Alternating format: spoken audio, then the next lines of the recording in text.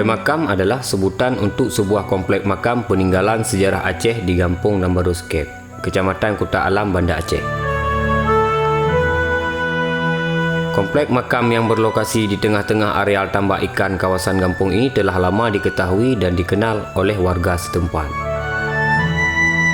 Diwai adalah kata serapan dari Persia, diwar atau difar, yang berarti dinding atau tembok atau pagar.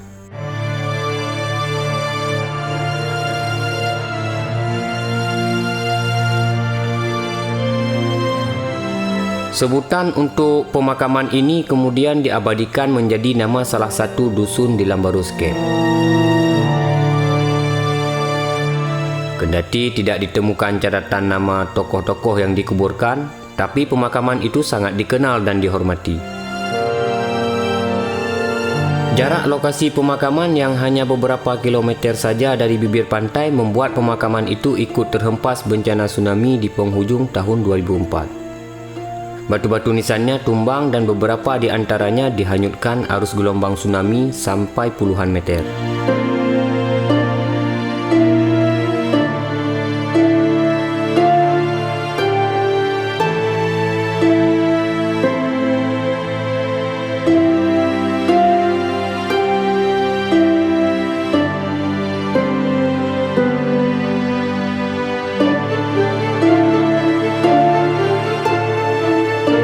Satu batu nisan ditemukan pada jarak sekitar 20 meter dari posisi aslinya, tercampak dalam tambak ikan dan melesak dalam tanah berlumpur.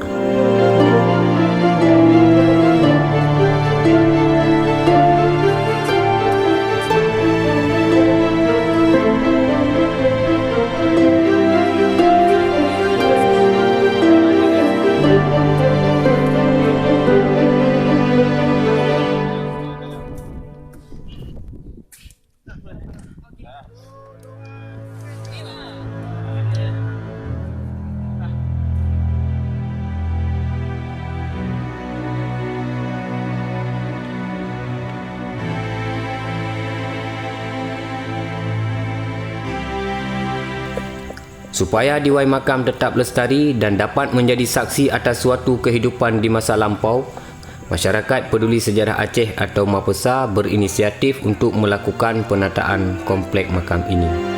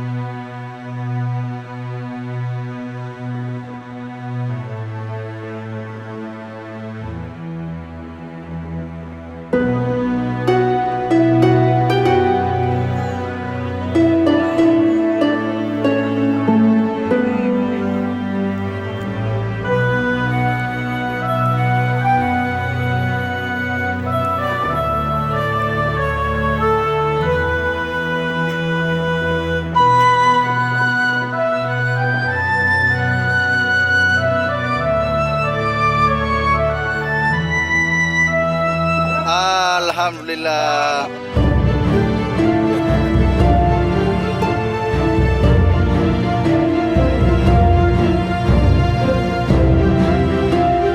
Batu nisan berukuran paling besar di Diwai Makam adalah batu tunggal yang memiliki ketinggian lebih dari 2 meter dari pangkal sampai puncak.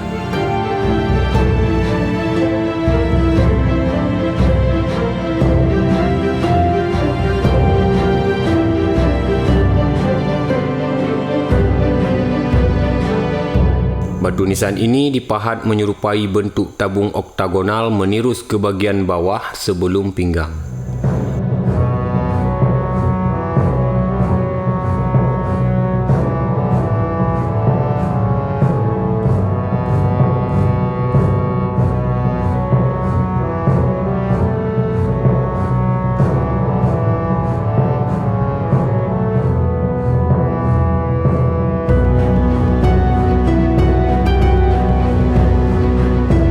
Puncaknya dihiasi tampuk mahkota berbentuk susunan kelopak bunga. Cekungan di antara setiap segi diberikan relief dekoratif menampilkan pola barisan dari sesuatu yang sedang bergerak memanjat ke atas.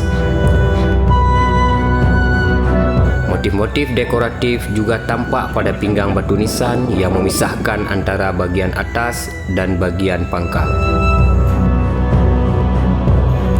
Bentuk batu nisan berikut ragam hiasnya menampilkan ciri-ciri khusus tipologi batu nisan Aceh Darussalam dari abad ke-18 dan ini merupakan salah satu masterpiece dari seniman abad itu.